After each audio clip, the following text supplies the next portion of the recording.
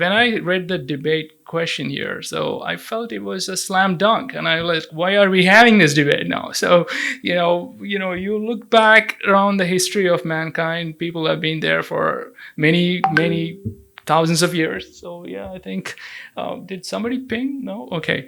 No interruption right now because I need a good 2 minutes to get these points across. So now, human existence has been there for over 10,000 years. Now, you look back and you see, okay, is human potential going to take you from point A to point B? Every generation had this hope. I had my share of hope 25, 30 years ago. So you're welcome to hold another opinion for another 30 years. But I will make it very simple and easy for you guys. More people equals more problems. Doesn't always mean more solutions. So looking back, what is the role of technology? Science helps us to understand things.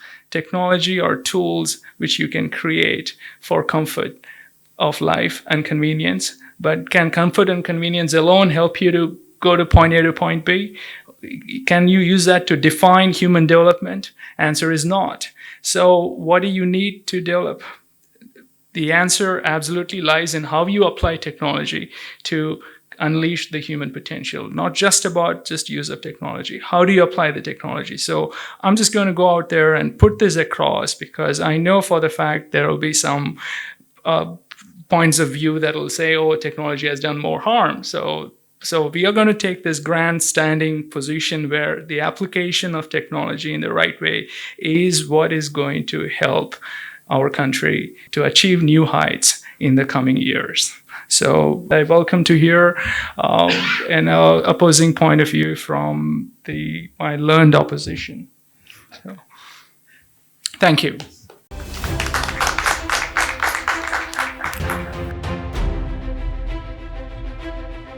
Thank you so much for having me today. I think I got conned into this because they said, I told them I'm not a very good person, generalist, but, I can speak on healthcare. And they said, yeah, you can speak on health. So, and then, like a couple of weeks later, I get a message saying it's a debate. So I was like, what debate? You guys didn't tell me about a debate. So, but thank you really for having me here. And I think I've taken up. So how many people here think, what do you think of women in Saudi Arabia? All right, great to hear that. So, and second thing is women, right? Do you think India, more number of women have opportunities to work, and do they work in India or Saudi Arabia? How many people think Saudi Arabia women have more opportunities and go to work or, go into the participation, of the economy than in India? How many people think that? You'd be completely wrong. Yeah, that's what we think, right? Saudi Arabia, women participation is 32%. What do you think it is in India? Anybody fathom a guess? We're 50% of the population, right? So I wanted to make a point about the human potential and where we're really, missing out. 18%, right? Saudi Arabia is 32 and we're 18. Yeah.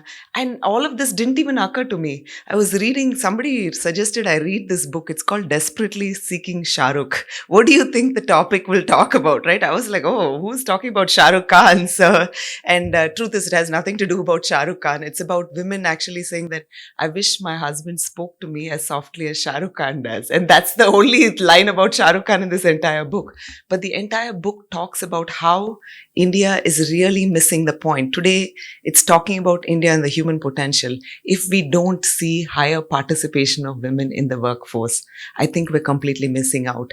There have been world economists have come out here and proved time and again. If you see, there was a experiment run where there was a reservation for women in the municipal, divisions, right? And they saw that consistently these reservations and women who were there in these positions, in the beginning, it was just like, they were proxy for their husbands, right? Everybody thought their husbands will do all the work. The women are just, there. But truth is, maybe the first year was like that. And the second year, the third year, they completely changed the whole landscape. Education, healthcare, sanitation, everything saw a 10x improvement, right? And imagine if we had the same reservation across different spheres in the country. So, and imagine if we had higher participation of women in every single. So we're missing out on this 50% that's who's really important. We keep talking in our country that, we worship goddesses and we have the first woman prime minister. All of this is lip service. End of the day, right? Are we really using our human potential? And that's what I want to leave you guys with. And think about it. We all speak about, even today, for example, I'm raising capital in venture, right? As a woman, I cannot tell you how different it is. The bro, like whole club, it's another level of difference. And I don't go in there with my tag of Swathy from Coimbatore, from Ramakrishna Hospital. No, I go there as Swathy, who runs like this small, tiny healthcare startup, not in any sexy industry, but in kids' health, right? And you should see the difference. They're like, oh, woman, first question they get asked is, so you're 40 and I'm 44, by the way, and I have a 16-year-old. So the first question is, oh, do you think you can spend enough time away from your family to run this, right? I mean, I was like, do you really think I'm not serious about this, right? So here I am today asking you. And the second point I have to make is, I really love the line about three things you said, right? I think culture, learning, and performance. So culture really is the defining factor. We can have tech enabled this, we can have everything change. But if we don't, in our homes, in our businesses, if we don't practice and we don't have uniformity in our thought and what we express and how we work as a unit together, as a family, as a country, and as a culture, I don't think we'll have anything to really talk about when it comes to tech, right? So, and I think that's really what I want to leave you with. 50% participation, 50% of the women. So at least help us, help ourselves and make the difference in this country. And second is culture is everything. Think about the culture in your company. Think about the culture in your home and practice what we preach. So thank you so much.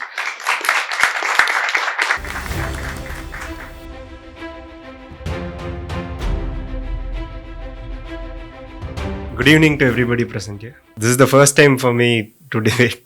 I'll just jump right into it quickly. Most of us here are industrial owners, right? We run businesses. We have our own businesses. How many of you have migrant workers in your factory? Okay. At what percentage? Okay. What if all of them goes back to their hometown? So that is the case which is happening right now in India. So it is actually at an alarming rate. It might be good, it looks good, it's cheaper for us to have that labor work at a convenient level right now. But the harsh reality is we are talking about next 25 years. This migration is similar to how Indians travel to developed countries. So the states with high GDP are getting these migrants from states with lower GDP. Well, imagine what happens when their GDP improves and they become better, right? So it will become a reversal situation. So that the only solution for us in right now is to go and adopt technology where we can de-risk ourselves from such kind of migration-based risks, and also we can look forward towards the next 25 years or even 100 years. Only automation and robotics, I think, can save us from that kind of risks in the next 25 years. Not now, but after 25 years. So that was my first point. The next one, what I want to talk about is, I think a lot of us would have heard about our Prime Minister talking about our goal of becoming a developed country by 2047. In the 100th year of independence, he has set us an ambitious goal of becoming a developed country. In that, he has talked about 5 pillars which will help us to become a developed country. And in that, the one most important pillar was digitalized India. And right now, I think everybody here would have felt about that our government has been doing Digital India for the past 7 to 8 years. Right from, I would like to cite some examples here. The first point would be Aadhaar. I think our Aadhaar is linked to literally everything today. Right from SIM cards, bank accounts, even to anything, whatever you buy today has our Aadhaar card linked to it. It's actually done for our good. A local farmer who wants to receive a subsidy, previous years, like 10 years back, the subsidy had to go through a lot of people in between. But right now, since his bank account is linked to his Aadhaar, and that person's Aadhaar is a unique identification number, The subsidies go directly to him, and there is no middleman right now. The next point is about UPIs, Unified Payment Interface. Yeah, UPIs have been on existence for the past 3 to 4 years, and during COVID, it became so popular that literally everybody are using UPI right now. I think my generation in next 25 years, I don't think I'll see cash in hand, because now they have limited it to up to 1 lakh rupees, but after 25 years, I don't know, it might be unlimited. Everything might happen through UPI, and it's free of charge. Our government is pushing in such a way that you don't pay any fees to the service provider to pay your money. So that is the level of initiative what our government is taking. The next one what I want to talk about is healthcare again. So it's about our healthcare system. Right now, government is driving a health insurance policy which is also based on an internet platform called Ayushman Bharat. So it is completely internet based, and you don't have to go to any government office to get a health insurance from your government. So once you get that, you can claim your health insurance all over India with the support of the government. And the next most important thing as business owners, the GEM portal. I think everybody here would have heard about GEM portal. So it is a place where small business owners are finding bigger customers like PSUs. It is helping for survival of those business owners. And to conclude, I think I have little time left. So even for our national security, India had to find Tejas fighter jets, LCH helicopters, and INS Vikrant to prove that we are safe and nobody else can touch us right now. So technology is the only thing which even saves us from our enemies rather than human potential. We might have a huge army, but it is the technology that shows that we are safe. And I would like to conclude with that thought, and thank you for the opportunity.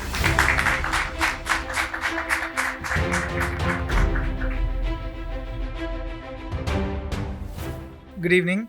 So thanks for this platform to sort of engage in this debate. I think it's a very interesting topic.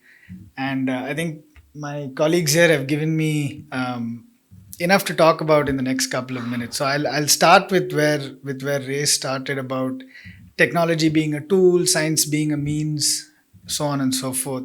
I don't disagree with that statement, but just through a couple of examples which will lead into what Naveen said as well.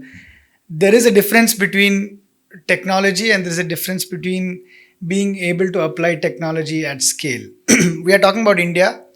India, if you look at it for the next 25 years, the three major problems that I would think we are facing, we have to improve the per capita income of the majority of India. We have to deliver healthcare for the majority of India. And social harmony and peace is something that we have to take care of within ourselves and with our neighbors as well. So to me, broadly, the next 25 years of India, this is going to be the key areas of focus. And I think Naveen also touched upon this in a certain way. So if you talk about UPI, for example, yes, India, along with a country like China, is probably on the cutting edge of digital payments. But it's not that digital payments didn't exist before. It's not that the technology did not exist before. It took a company, I think the company is JustPay. It took a company to specifically understand the needs of India. It took individuals to truly understand the applicability of this technology in the Indian environment where people don't even have bank accounts to make a scalable and successful business model. And it's a scalable and successful business model built by human potential. It's aided by technology, but it's built by human potential. I'll go to another example. We can talk about Amazon, which is a global behemoth of a technology company. Amazon failed in China. Amazon failed in retail fashion in India. Again, a company like Flipkart or a company like Nykaa has completely cracked a market which a company like Amazon with its billions and billions of dollars and technology power couldn't do.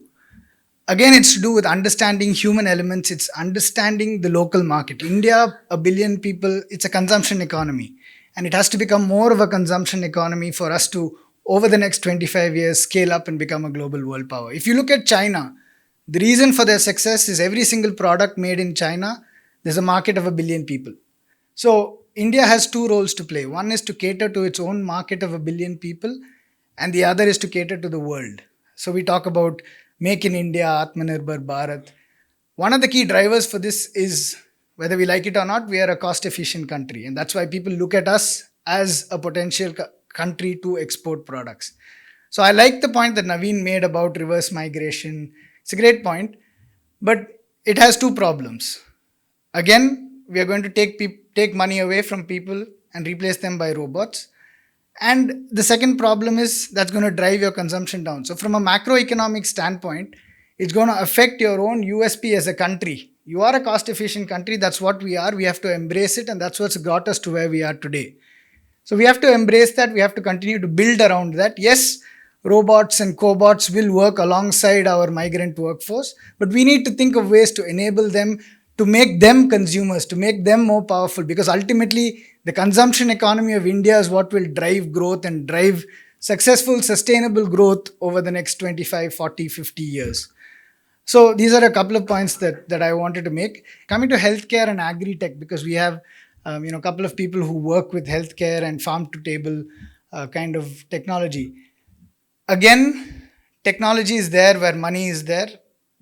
Other countries in the world have far greater farm technology than we do. Our agricultural economy, 15% of gross value add, 45% of employment in India today. So there is a potential for a lot of technology penetration, but it requires business models like what Ray has come up with. Yes, cold press technology, high pressure, cold process, cold chain has existed in the world for a very long time. America pioneered this and they have a great cold chain and they have great technology to do this. But to make that work in India, because we're talking about India in 25 years, we need people to understand the human elements and unlock the potential of India as an economy and for India to become a superpower at 100. So with that, I'll take a pause.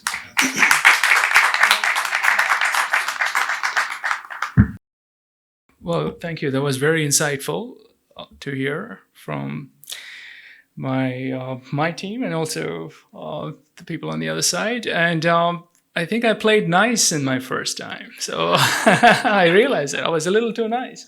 So I should have probably thrown my punches back then. So now, there are 2 points that I want to just make. So off the bat. So Madam Swathy had some very insightful points she made about Saudi Arabia, women participation, etc. Look, women can participate in Saudi Arabia on paper at 30%, but they can't even drive. They just started driving. So how far they have to go in playing a meaningful role in the society. Now, what we are talking about is not mere participation, just doing things which are really not driving creating those economic values and putting their potential to full use.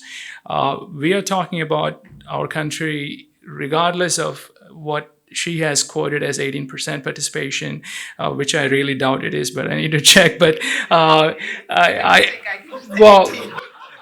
in technology, at least, there is over 40% participation from women workforce. So there we go. So you have that. So technology is a level player. Doesn't matter what gender you are, it is a level player. You can belong to any gender or you don't have to have a gender, but still it is a level player. Now, just in our business, and I know there was some interesting insight about agriculture, etc. Yes, what we do, there are 2 things we do with Newty. We have 85% of our workforce is women. And it is not because we want to somehow play this, made a business sense apart from the fact empowering women, because they were great in many things, and particularly understanding of food. And there are a lot of qualities that they bring in which helped us also accomplish what we do at Newty. So we have about 85% participation in our workforce from women. But we don't necessarily look at sort of having people there for the sake of employing. So we are bringing in automation into many areas, which has never been done in the food industry. For example, there is a lot of cleaning and cutting where we are extensively automating right now.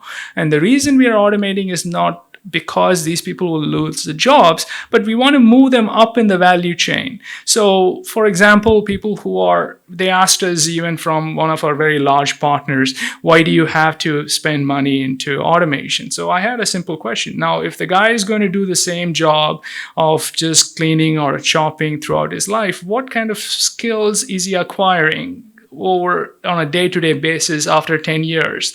I mean, he will still be chopping, but I would like them to chop, but I also want them to learn a few other things. So how do you do that? Is by giving them automation tools so they can actually just sort of improve their skills. So now we have a lot of women workforce who previously were just doing mundane work. They are actually now overseeing equipments where they are actually doing a bit of a quality assurance work. So they are doing quality control. So they don't really know what quality control is before, but now with automation they know. So that is powered by technology. So it's the people have always existed. Yes, it is, but the technology is what brings the best out of you, and technology is what is going to is what is even powering mental health. Now, think for a moment. I mean, one of the problems that has been spoken for in the last 2 years is people suffer from mental health, and because of COVID and stress, depression. Yes, there is a part of technology which causes also that, but what technology does is you can actually create solutions and give them at scale to people. Now, how many of you guys? There are many of you, I'm assuming there'll be some of you who actually do yoga here. Now, over the last 2 years during pandemic, the yoga studios closed and people started offering classes online. So 5,000, 2,500, 3,000-year-old yoga is now taught online. Okay, now let it sink for a second. Now, before you say, oh, there'll be more people. Yeah, but what do these people do with their time? How are they putting their time to use? Now, if they're going to do the same thing again and again, they're going to create more conflicts in the society. They're going to create more problems, and they're going to create existence harder. They're going to make it existing harder for everybody. But technology can help you to choose wisely how you want to spend your time, how you want to improve on yourself, and focus on things that are bringing health and harmony to people. So the power of technology is essentially what is going to drive the human development over the next couple of decades. So with that, I'm just going to sort of wrap it up and see what is interesting that they're going to say. I'm going to take off again, speaking on, they said about the safety of the country, right? We're talking about launching rockets here. When I can't walk in Delhi at 8 p.m., 2 p.m. in the afternoon, I can't walk out there. And tell me if technology has changed that, right? We're a pretty advanced country. We can do UPI payments. If you can't guarantee my safety, why are we even talking about the safety of the country? If you can't guarantee that. And mental health could have made, and I think, thank you for touching on the point on mental health, right? So why do we measure everything, and even human potential, right? Today, everything is clouded by how many $1 billion you're worth and valuation. Why is happiness not a measure, right? And how are we using tech to really measure happiness? Does it measure your happiness? It's created a lot of, like today morning when I told my son that I'm going to talk for human potential and not technology, he laughed and he said, oh, in that case, God help you. So he's a 16-year-old, and continued to be typing on his cell phone while talking to me. So I said, did you pay attention to me? He was like, So this was the question, right? So technology is great, sure. Tech-enabled life is great, sure. But as I said, if we can't keep it together and, human potential, why are we even talking about that, right? India was a country, like look at our past. We don't have to only learn to move forward from the future, but learn from the past as well, right?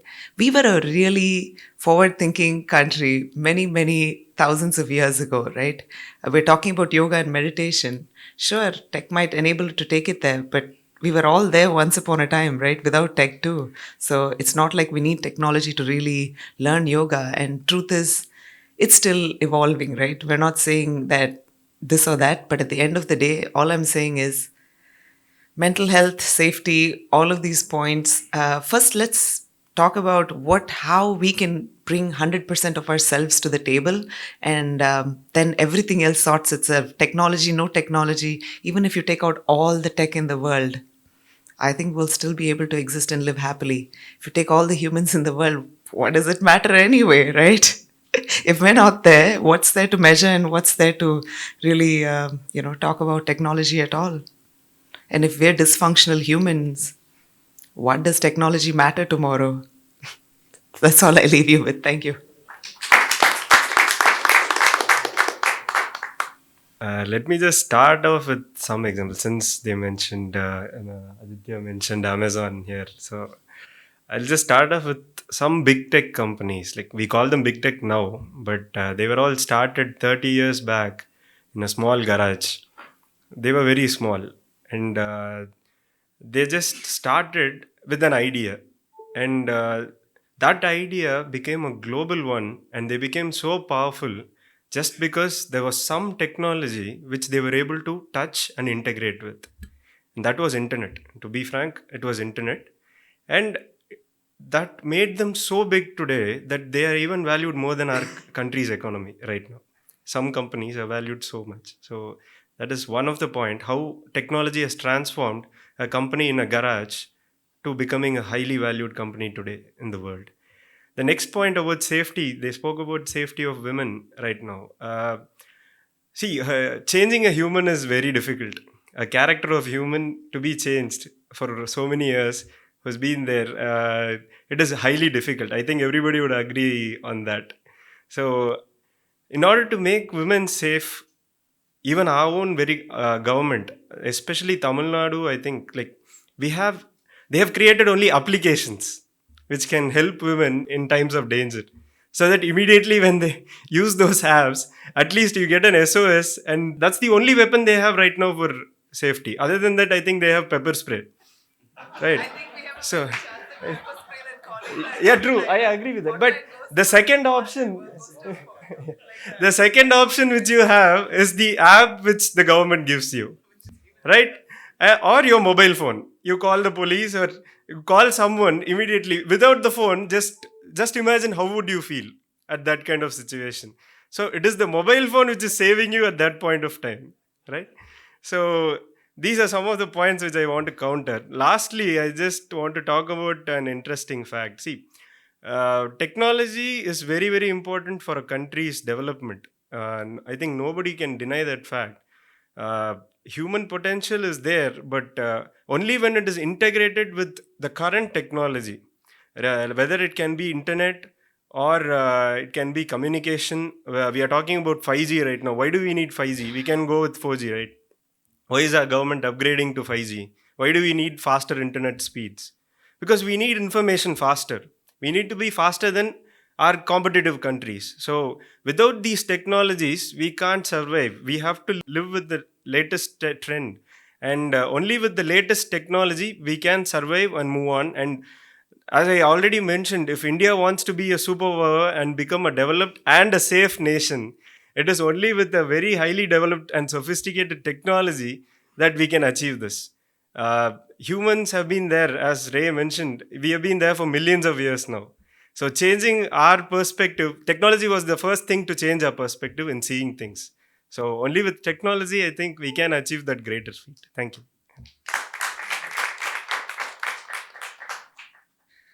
Okay. Once again, so thank you to my colleagues for making the points that they did. I think they raised interesting points. I don't think anybody today is going to say that, let's go back to the Stone Age and let's live in caves, and fend for ourselves in forests. I don't think that's the extent. It's not all or nothing.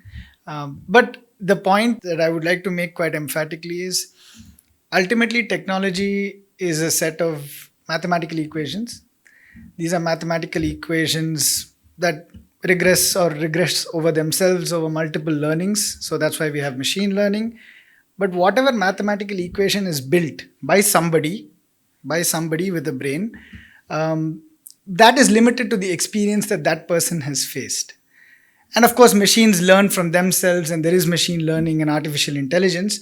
But if you think about something like COVID, 100 years ago, yes, we had the Spanish flu, but no regression model of the world ever predicted COVID.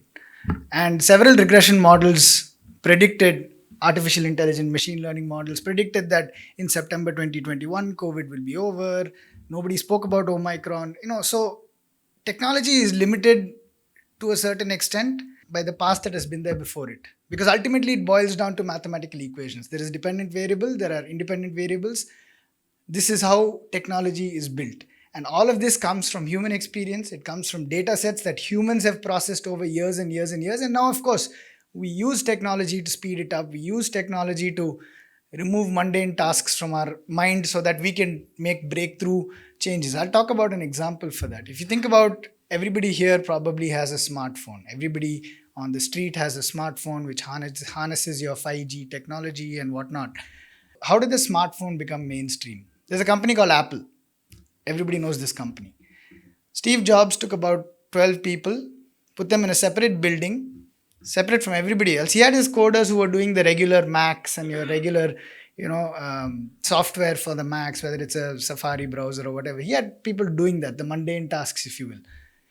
The team that created the breakthrough technology that every one of us carries in our pocket today, they were put in a separate room. They were treated separately. They had a separate color code. They were given special treatment because it was their human potential that unlocked what became, in your palm and my palm, the world today. Somebody built the internet. It didn't build itself. There were a set of mathematicians who came together, put the internet together and made it what it is over a period of time today.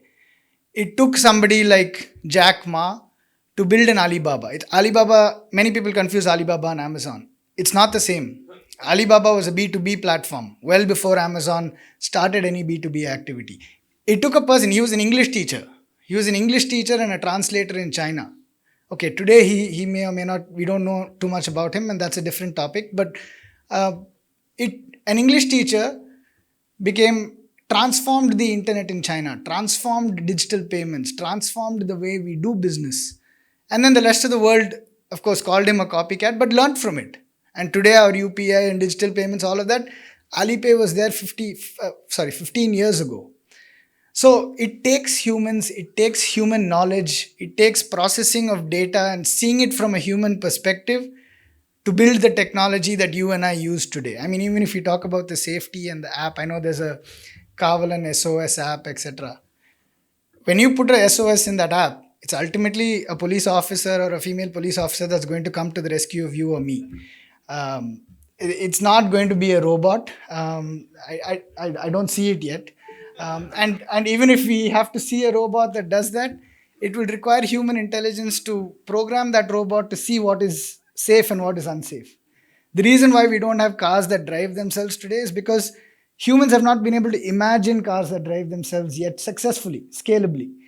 If machines could do that themselves, why would you and I drive? The enjoyment of driving, going back to Swathy's point, the human experience itself, why are we here? Ultimately, we are born and, 70, 80, 90 years later, we leave this earth. All for what? We leave something for the next generation. We leave a legacy. We leave an experience. We leave a world. And technology, yes, aids this world and it may help us get from point A to point B faster. But it's all built by humans. It's built by the brains of humans because ultimately they're all mathematical equations. And these mathematical equations are based on data sets that you and I have seen before. Without that, there is no technology. Thank you.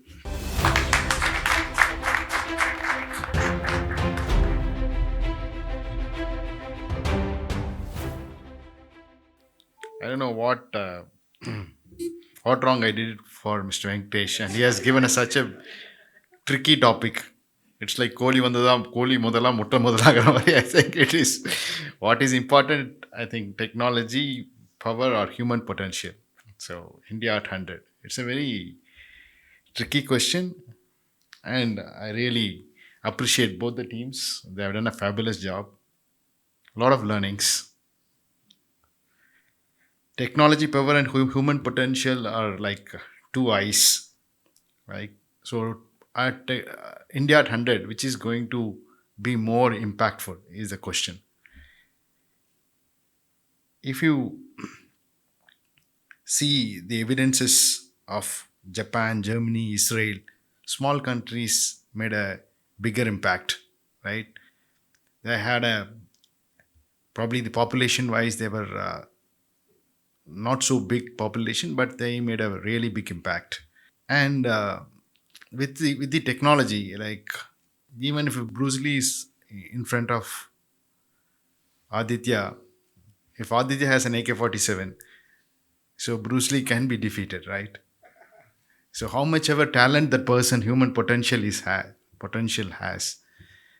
But at the same time, what they also said, somebody has to innovate the AK-47. So that needs the human potential. So it is definitely a chicken or egg situation. I will take you, since the Apple was taken as an example. If you listen to Steve Jobs, today we are all impacted by him. The whole world is impacted. So what impacted him when he was a young boy? He actually he was reading in the library, and he was reading a Scientific American. In the Scientific American, they conducted a study. The input energy versus mobility. They were comparing all creatures, all animals in the world. Which one is more efficient in the world? All the creatures, how much of energy intake it took to, it's a mobility challenge. So they were calculating how many calories this creature, this animal has taken and how far it went. And human was also included in that. And when they were seeing, they actually took 50 animals, 50 creatures, including birds, fish, and all that. And they found that human efficiency in terms of mobility, how much energy we take to reach that mile. We were somewhere far below in 40th or 42nd kind of a thing. So we were not very efficient in terms of energy consumption versus mobility. But the same scientists thought of giving a bicycle, and then they saw. Earlier, the first one was a condor, which was beating every other animal, every other creature in the world. But the time they gave cycle to a human being, suddenly we were number one. So the human potential got unleashed through the technology. So it made all the difference, and it impacted him. What he did from that day onwards, he was looking for the technology tools. And then he realized, when he stumbled upon the computer, he realized that the computer is a bicycle to the mind, right? And there he changed the world, right? So the technology really helped. But without Steve Jobs, he himself is a human. His thinking made the difference. Normally, I communicate to my team also. Like one might have studied big volumes of book on how to ride a bicycle, right? He got a doctorate also. But unless he rides the bicycle, he can't ride. So it is completely human potential, and the technology is completely weaved together. And it was very well, like all the Ray has put it, more people, more problems. No doubt. When two people are interacting, it's a two-way communication. Four people are communicating, it's 16 ways the communication can go wrong. So very well put by them. And technology will bring best out of you. Yes, I think I agree with him 100%. Swathy made a fantastic point, the importance of engaging women power. I went to China for the past 2 decades. And I realized their ability to leverage the woman power, amazing, amazing. That is the reason they are there, no doubt. So Naveen made a point. If migrant worker goes back, what can we do? I was thinking, oh, I was really concerned. Thank you for triggering the thought. Aditya made excellent point. Like individual that aided by tech, built by the human potential. Market of billion people. We are a most cost efficient country. I think to make it work, we need to unlock the potential, right, through technology. I think both are interviewed, and like SOS app can be there, but some policeman has to come there. So both are required. That doesn't mean that SOS is the technology is not required. Then only it enables the human to be a better thing. So I would say like both are equally important. I will refirst the heading, the technology power versus human potential. I would say the technology power with potential humans. So that makes the difference. Because we were all along, we were almost a billion people, but our per capita income was so very low. Like now, the Singapore being such a small country, their per capita income is so big. And if you see Germany, the amount of you can say the Porsches and all these cars they're able to afford is only because of the potentiality what the individuals had. Just having so many human beings is not going to help. It's like why Bihar people are here, Orissa people are here, because they have the human potential, but the opportunities in Coimbatore or in Tamil Nadu. So I feel both complement, and it is my verdict is that the technology power is important with potential humans. Thank you very much. Thank you.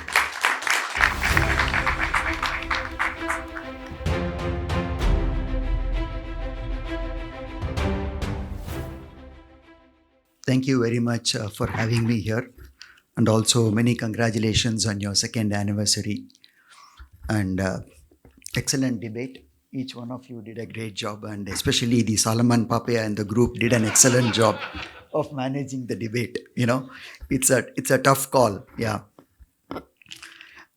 I have taken on the liberty to modify the topic that you wanted me to speak on, Venkatesh. It's more, given the hair that you see here, I would like to not speak about the next 25 years, but about the next 10 years.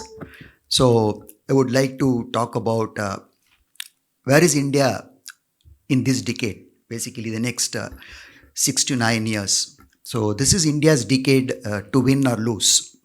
And what role are we going to play in this decade, and what each one of us can do?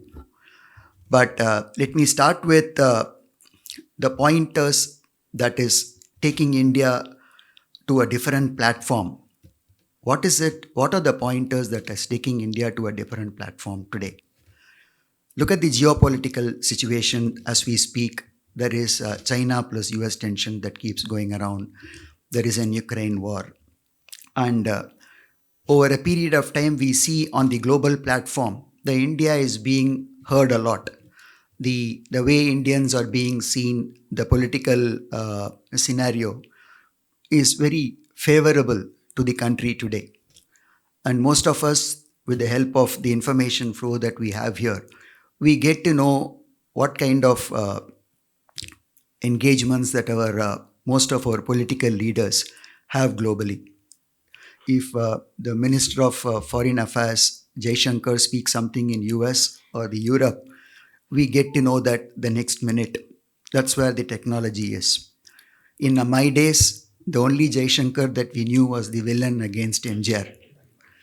But even kids today, they speak, they are very proud about the way the ministers are handling themselves and countering every opposition that come our way. So geopolitically, India is much better placed than ever before. So that's one big pointer in our favor. And we always talk about India being very highly populated. But again, Ours is the only country with a population where the workforce is still very young, and these workforce can do wonders in the years to come. And this workforce is also getting educated now. Education is becoming much, much better than it was 2 to 3 decades ago. And the other advantage of the population is there is domestic consumption, right? Look at the stock markets as we speak today. The India's stock market is the only one which is at the highest level, whereas the global stock markets have come down 15 to 20 to 30% than their previous highs.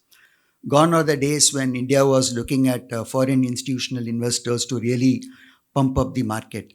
The market today is more determined by the domestic institutional investors as well as the retail investors. So there is a lot of money in the market. So you see the market at a very much higher stage than any other market, because we are all clear that there is no inflation here in India and there is domestic consumption. So population is going to be one big advantage as we go forward. The other big advantage that we have over the period of the last 10 to 15 years is the infrastructure. You have seen the road connectivity has bettered over a period of time, right? Chennai to Trichy nowadays is being covered on the road by 3.5 to 4 hours, whereas it would have been 6, 7 years in the past. So that's the advantage of road and connectivity. And we have the best of airports, because anybody who is coming from abroad to do business in India, first thing that they see is an airport. So colleagues coming from abroad, they say, yeah, Bombay Airport is by far the best airport that's they have seen. So now you hear about the new Bangalore airports, you hear about the other airports coming up. So these are things, this infrastructure or things is going to be helping us to grow in a much bigger way. And you talked about the India stack. The India stack's pyramid is built around Aadhaar. Aadhaar is the base, and on top of it, on top of the stack, you see the UPI state. So what does this UPI do? Yes, it facilitates transaction, but the other important thing, on top of UPI, what it is going to do in the coming days is the most important thing for entrepreneurs, the small entrepreneurs, the micro entrepreneurs, is the availability of cash, right? It is very difficult to pledge assets and then borrow cash from the bank. So over a period of time, the UPI is going to give a lot of data points to the bank manager of the cash flow that this business evolves. And this cash flow is going to be a basis on which his credit rating will be there. So that stack that is built around Aadhaar is a much bigger stack than we all imagine today. And the next 6 to 7 years, what we are going to be seeing through this digital revolution that is not seen across the world is going to help us. The big thing that most of the entrepreneurs over the last 20 to 30 years are struggling is not because of the ideas, not because of intelligence, availability of capital. So that's the big thing that separated India from China. For China, there was a lot of capital. Yes, they were innovative, they were doing well, they're still doing well.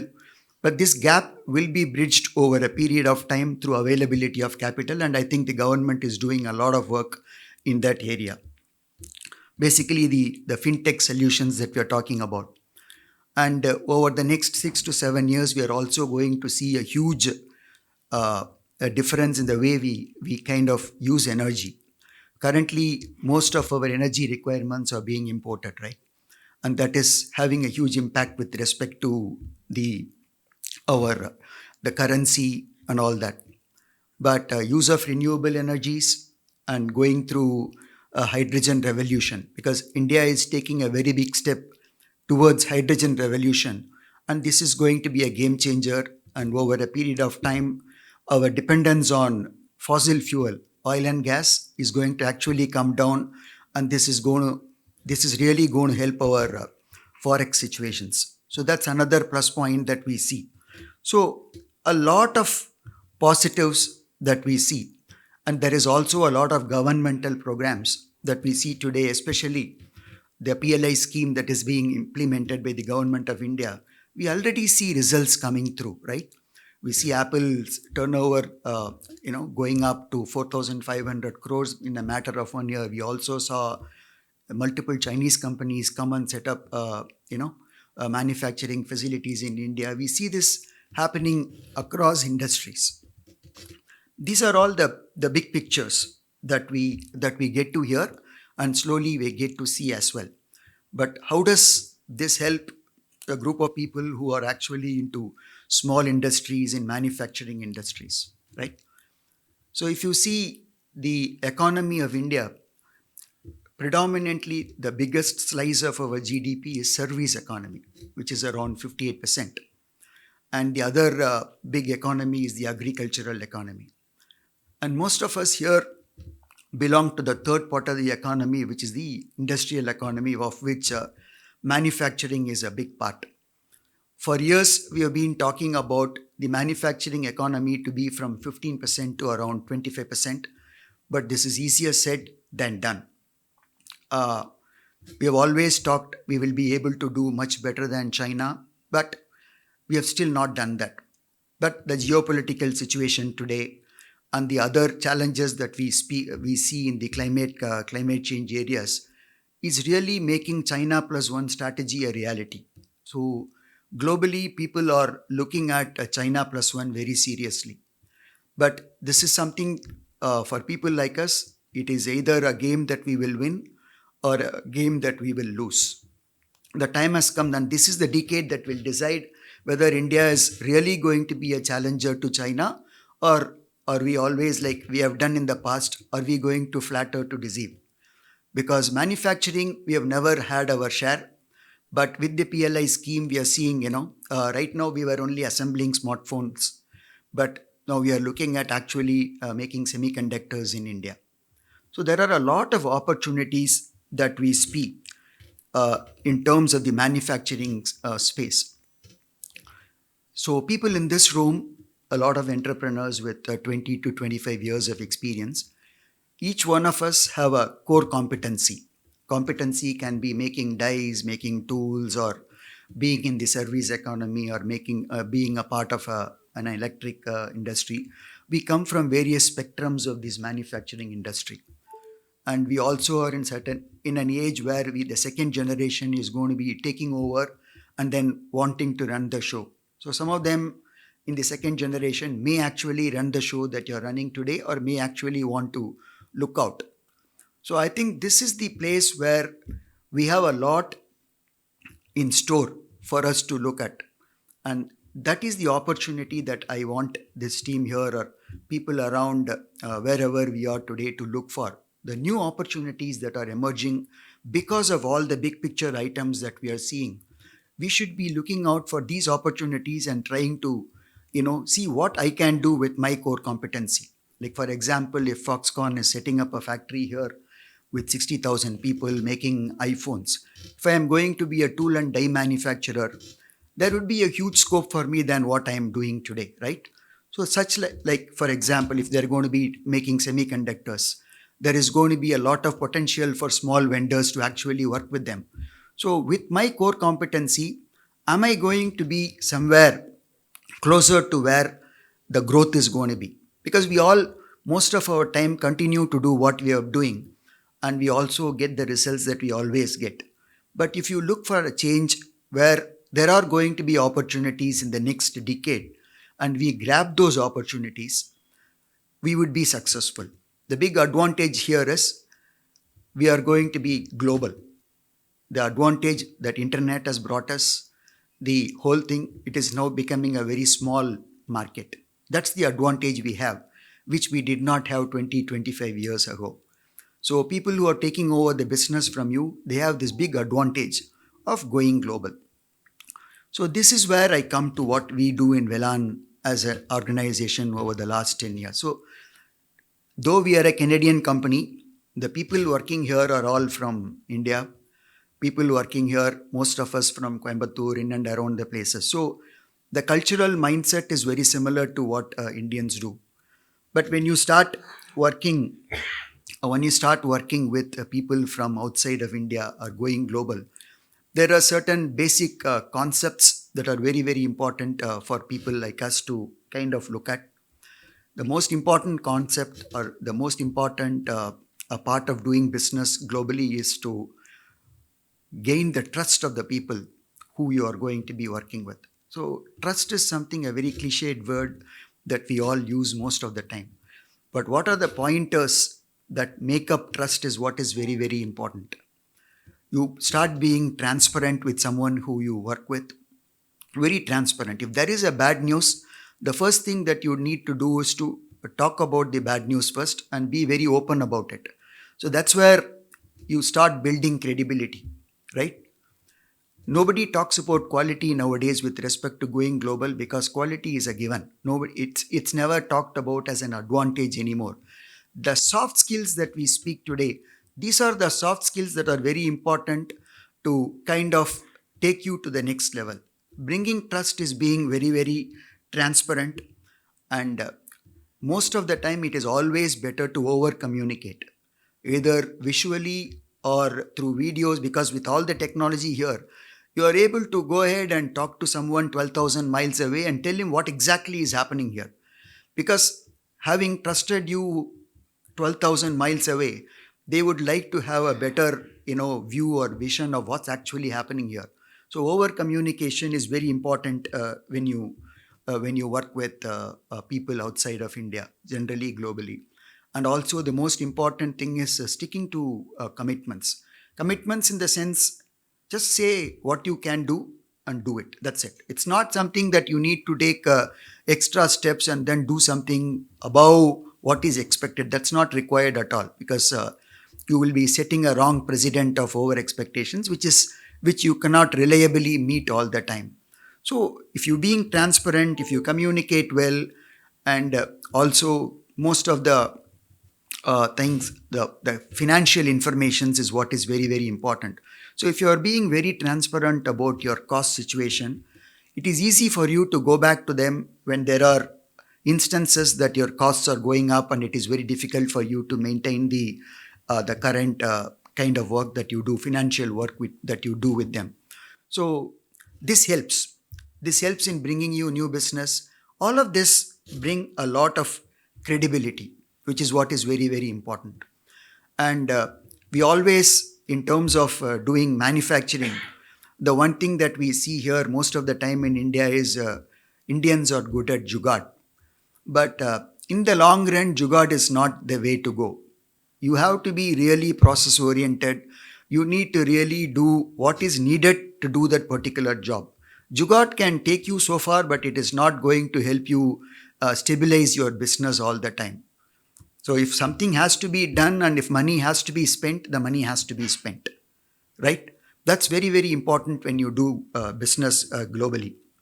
And also, finally, very important, the attitude to safety, meaning how they sometimes we may think that they overdo safety because the way we are born, but this is something, the change in our mindset has to happen and our attitude to safety needs to change. So we can do all this, and then we were able to really do a decent job of all of this in the place that I work now, and we've been very successful over the last 5 years here. Yes, we had our own struggles in the first couple of years, but the last 5 years have been very good, and there has been a lot of global customers come here, auditors, and then clear our facilities for global supply chain, being a part of a global supply chain as Velan from India. So the common aspect for all of this is one, which is discipline. Yes, it takes a lot to bring the discipline. And when you have discipline, when you are transparent, and when you really have a good attitude to safety, when you look at process, when you use technology right.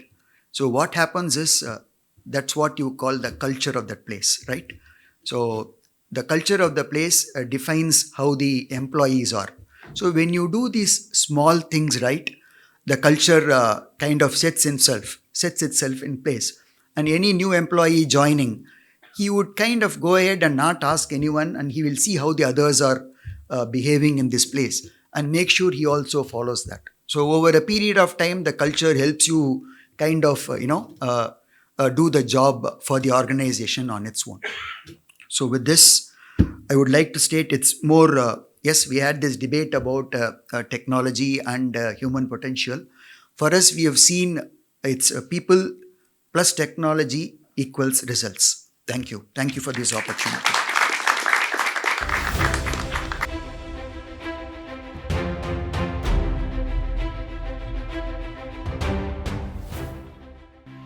Some miracles begin with a touch. Some transform livelihoods. Still others transform lives. In 2006, the tribal population in Attapadi were witness to a service that would change their lives forever. A dedicated doctor began treating a variety of health ailments. Today, it has emerged into a full-fledged hospital.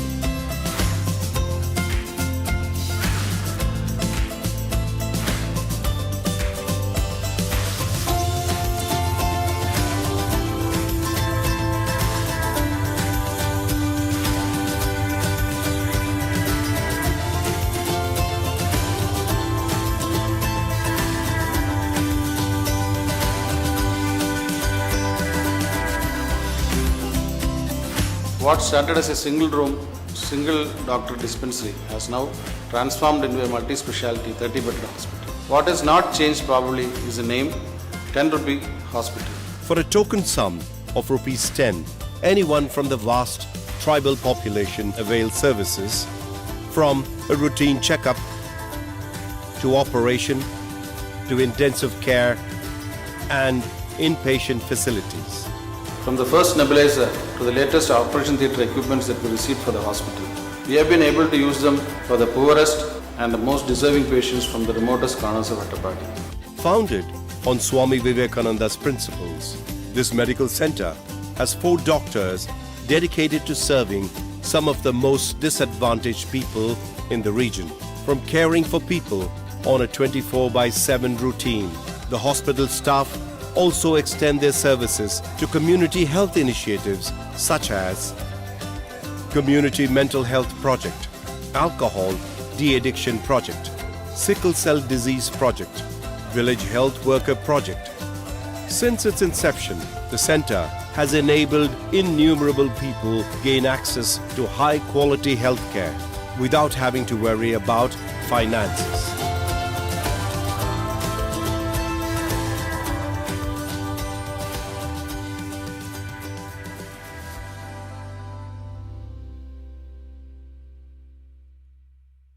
India lives in its villages. So millions of people live in villages far away from amenities which we call modern in this era of that is 2022. And still farther away from the amenities, we have lots of tribal communities and other such populations who are still very separated from the mainstream. Our very revered President of India, the late Abdul Kalam, he, in his book India 2020, he has said that providing urban amenities in rural areas, he called it Pura. So Pura should be the target in 2020. So we are past 2020 now. We are in the 75th year of independence and we are looking forward to the next 25 years. And we have progressed well. We have actually increased the amenities in the villages. The rural areas are getting better, but we have to do a lot more to reach where we want, to empower the people in the villages, especially in medical care, in health care. We have to do a lot to create facilities, to create access, to create human resources, and not the least, we have to create awareness about health and healthy living.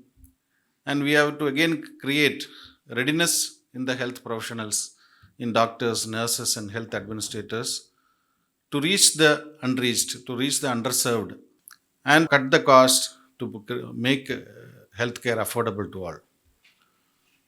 At Swami Vivekananda Medical Mission, as you have seen, we have created a center in the real remote village where the poorest of the tribal patients can get the best treatment which they can get in a city.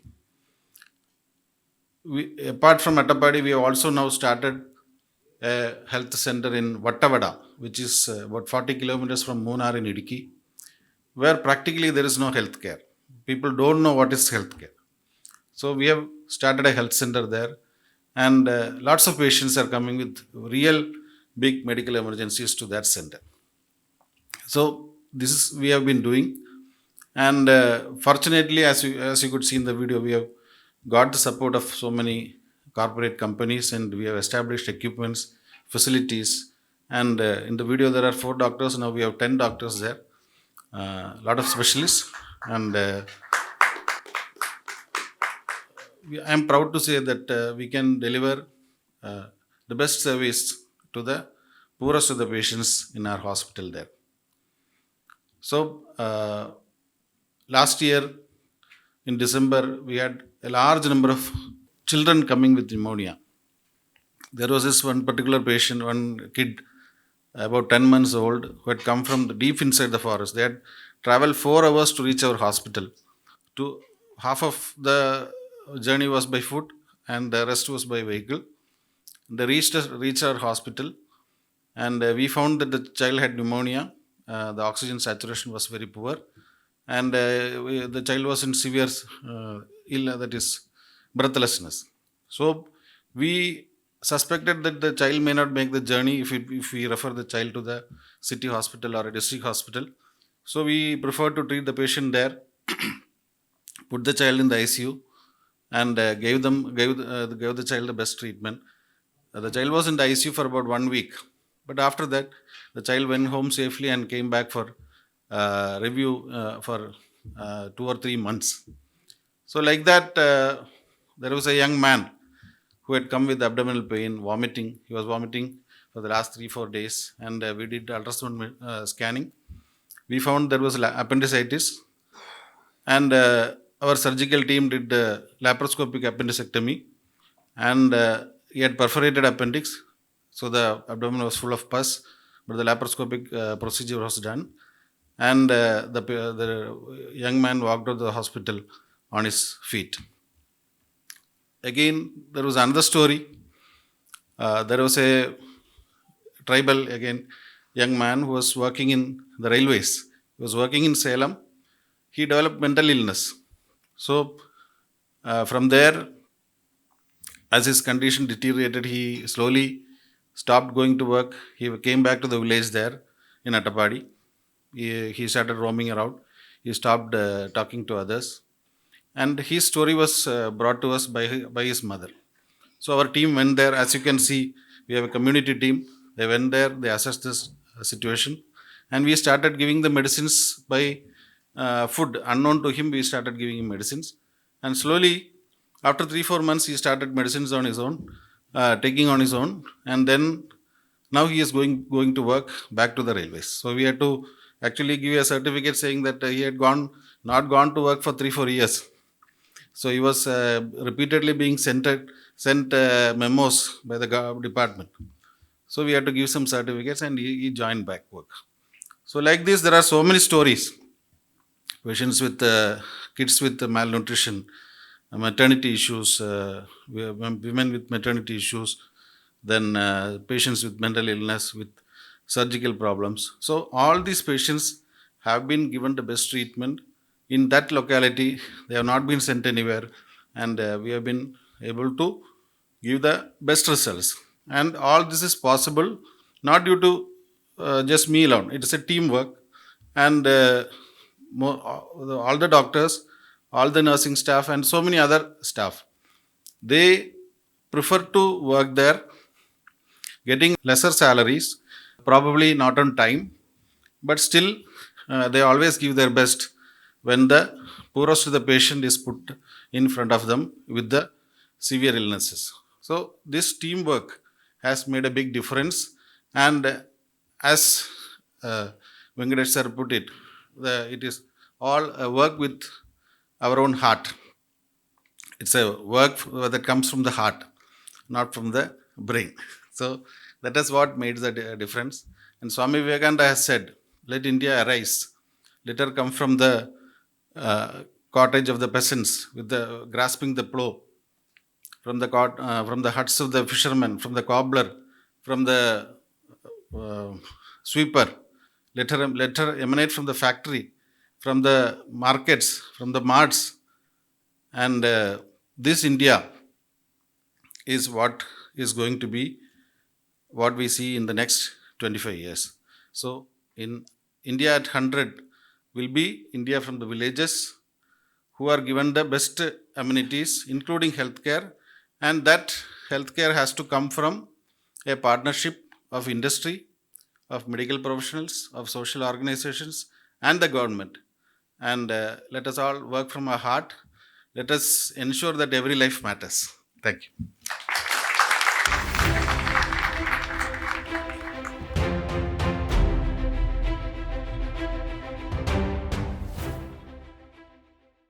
Hare Krishna, I feel a little bit like an odd man out here, both by my attire and by the things that you've been discussing.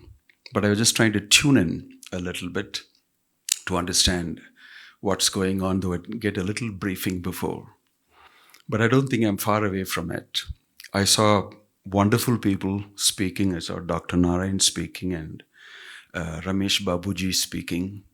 And I came to know that I'm amidst a group of individuals who think wonderfully for humanity, wonderfully for the nation, for the place they are in, and want to do something to humanity. That's something that I also sync with. And I also came to know that this whole topic about human potential and technology. One thing, humanity, when you speak about human potential, I felt very positive about it. Because most of the time in commerce and industry and economy, we speak about human resource. To look at the human being as a material resource is actually a great underestimation of the human being. But when you talk about him like a human potential, then it's something more than the material resource alone that the human being can give. As technology progresses, I see that the being has been replaced by resource. And now with artificial intelligence and with deep learning and machine learning and robotics and everything, it's going in a particular way sometimes that we may lose our humanity. Einstein is known to have said, our technology may exceed our humanity, then we have a trouble, then we have a big problem. So I just wanted to throw in a little bit about the fact that we are more than just human resource. If you look at yourself only as human resource, then you're underestimating. So in this great country, it's seen human beings as something great than just a material human resource. It has gone beyond even human being into understanding human potential as sources of great spiritual wealth. So India in 100, I would talk about India 1,000 years back before the Mughals came in, or recently the Britishers came in. Why our GDP was known to be 32? What great technology was there 1,000 years back compared to what technology we had now? How is it that the GDP was 32 and it came down to 1 when the Britishers left? Definitely, there was something. The economy was not made out of just plain technology as we know now. Definitely out of human potential. It'll be interesting for you to know that we were world leaders in steel. You could make the best swords in India. You could make the best ships in India, the best textiles, the best this, that, everything. But all that was not greatly valued by the Indians. You could allow Muhammad Ghazni to come and plunder a place 18 times, 17 times. It's okay, you can take it if you want. Because ours is something of greater value. That's what I call as real human potential. What is that? Because it has a great spiritual wealth. And the byproduct of that spiritual wealth was the material wealth. It came inside out. And that's how the GDP was 32 and was sustainable. Because why? It's worked inside out. The technology, the material prosperity is a byproduct of the spiritual wealth and the spiritual foundation and the spiritual resource and strength. That's something we should note very carefully. But over a period of time, with dumbing down and bringing us down in our culture and everything of 1,000 years of other types of invaders and everybody, we have now been dumbed down to think that we are supposed to be better in this particular way. So when you talk about technology, it is not that there was no technology before. There was. And it was not the way it is now. More gross. It was even more subtle, more powerful, more deeper. Otherwise, how do you explain many wonderful things that are happening in the past? As one point for thinking.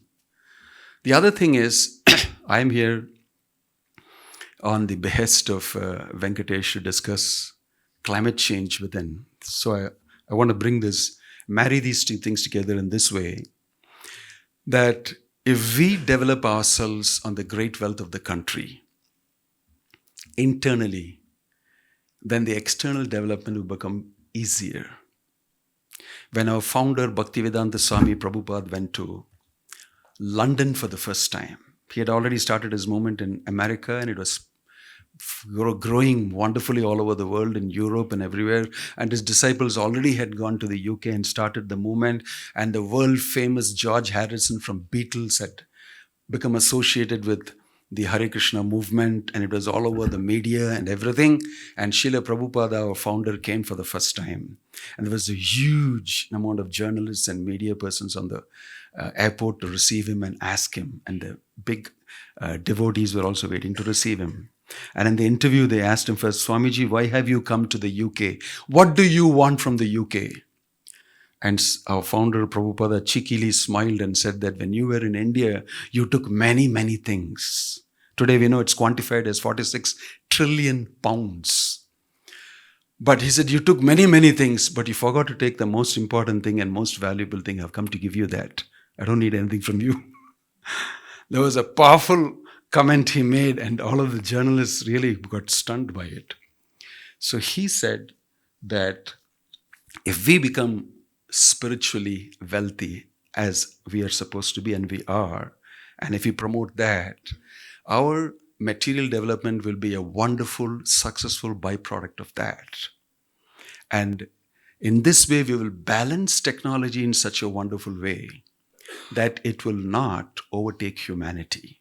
Today, we see our youngsters are actually being consumed by technology because they have not been educated in spiritual values that will actually balance the technology. In other words, you know how to utilize technology for your welfare and not allow technology to utilize you, consume you. That's one important thing I thought I will mention, although all of you are well versed with many of these things together. There is a nice instance from the Puranas that I want to speak about, that in the Mahabharata and some other places, Puranas, you will see that there's a story of Agni, fire god, coming to consume the Khandava forest, and Arjuna and Krishna are waiting there.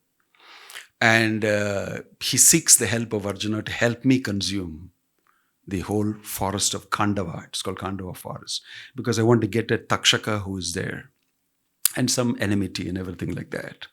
And then he does so. Arjuna enables him to do so by his Kshatriya spirit and his Virya, heroic spirit. And after that, he comes and says, I'm very happy I consumed it. My hunger is gone now. So what can I give you? And then he's saying, it's okay. And at that time, he gives him the power of technology and machines. And that time, Krishna forbids it and said, no, this is for Kali Yuga, for people in Kali, not now. And they will become consumed and become slaves of it if they don't look after themselves properly. I'm just referring to ancient pastime of the Lord and trying to connect it up here. So if we have a source of development that is deep inside, then automatically on the outside, we will grow with great care and concern for our environment, for ourselves, and our climate inside. So for me, climate change outside and the climate crisis outside, which talk about climate justice, we talk about climate trace, we talk about, everything climate oriented nowadays, is a reflection of something that's going on deeply inside all of us.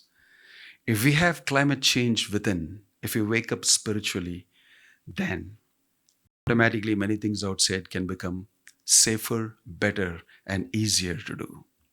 Again, it's not that technology was not used in the ancient times. If you read Ramayana, you know the Pushpaka Vimana. Lord Ramachandra came back in the Pushpaka Vimana with Sitaram, Lakshman, and all of them together, and all the Vanaras together, and everybody. It's an amazing machine. It's an amazing travel machine. It runs just by the thought and the wishes of the person who owns it at a particular time. And it's not fictitious. And Germans have taken the Vimana Shastra and decoded many things from it and found out that it's possible to use a lot of subtle science and do make technology go ahead, both nicely coupled with spirituality too. So I am dedicating myself a lot to teach youngsters about how to balance their life with spirituality and go ahead and do, because I'm not stranger. I'm a techie Swami in one sense. People know I use an iPhone and I use a Mac and I give presentations, I design things and I move ahead. I have an engineering background, somehow I move towards a direction, and I find that it's very useful for me to communicate to people. I'm the last person who's going to speak against technology. I'll say all glories to technology, but with a safe way and utilization, tempered with a good understanding from inside out. So I'll be very happy to communicate with all of you and try to help you out in some way to factor in some spiritual substance within the commerce and within the economy and within the industry and the entrepreneurship that all of you are very wonderfully taking forward. India's wealth is its spiritual wealth. And when we sit on top of that spiritual wealth, we can have a powerful foundation, and with a good foundation, we can grow any amount on the top, and that will be stable. So thank you very much. This is my brief interaction. I'll be available here. Thank you. Hare Krishna.